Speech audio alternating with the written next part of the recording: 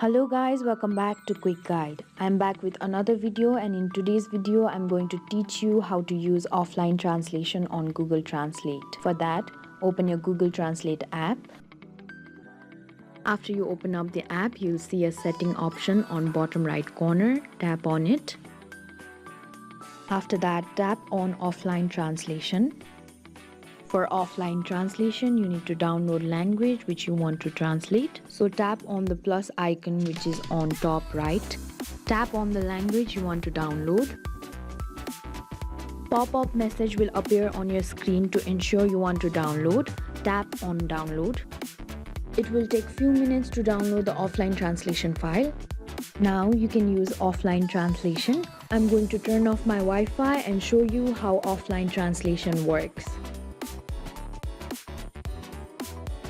Now when you select the language you want to translate to and translate from, tap on the language you have downloaded. Now type in the text you want to translate, and when you're done, tap on the arrow icon which is on right hand side. This way you can easily use offline translation on Google Translate. I hope this video was useful to you. Don't forget to like, share and subscribe to the channel.